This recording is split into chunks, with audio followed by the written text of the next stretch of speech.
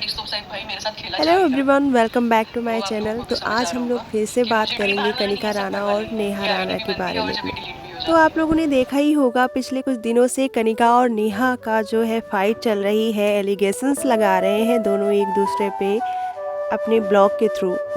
कनिका की तरफ से कोई भी एलिगेशंस नहीं लगाए गए हैं, लेकिन कनिका जब भी ब्लॉग बनाती हैं उनके ऊपर जो एलिगेशंस उनकी भाभी की तरफ से लगाए जाते हैं उसी के बारे में वो बात करती हैं और सारी चीज़ें क्लियर करती हैं। बाकी इसके आगे इस मैटर पे वो कोई भी बात करते नहीं दिख रही हैं। लेकिन उनकी भाभी का टारगेट वही रहती हैं, वो हमेशा जो है कनिका और उनके हस्बैंड को ही टारगेट करती हैं कि उनके और उनके हस्बैंड के बीच जो भी हुआ है, जो भी नौबत आई है डाइवोर्स की, उसके पीछे कनिका और उनके हस्बैंड का हाथ है।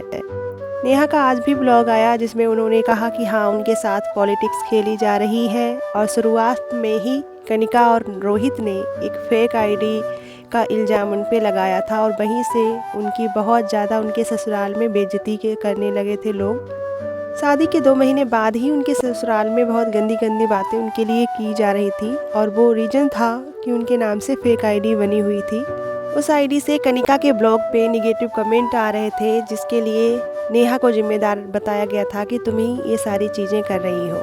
जिसके बारे में नेहा का कहना है कि वो खुद ही ये सारी चीज़ें करते हैं और उसका ब्लेम मेरे ऊपर डालते हैं। इन सारी चीज़ों के बाद कनिका ने भी अपना रिप्लाई दिया है, जिसमें उन्होंने कहा है कि उनका घर मैंने नहीं बल्कि उनके ईगो ने तोड़ा है और मनीष और नेहा को साथ रहना है कि नहीं, ये डिसीजन वो खुद करेंगे। कोई तीसरा उनके बीच में कुछ भी निर्णय नहीं कर सकता है, कनिका ने ऐसा कहा है।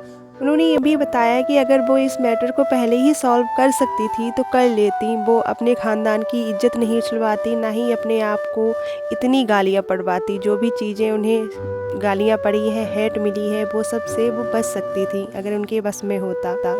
शुरुआत में जैसे ही वो अपने ससुराल में दीवार फांद के कूदी थी और बाद में उन्होंने अपने ससुराल वालों पे इल्ज़ाम डाला था कि इन्होंने मेरे साथ यही वो इंसिडेंट था जिसके बाद से ऑडियंस नेहा को हेट करने लगी थी और कनिका को सपोर्ट करने लगी थी। फिलहाल आप लोगों को क्या लगता है कमेंट में ज़रूर बताना और चैनल को सब्सक्राइब ज़रूर करना।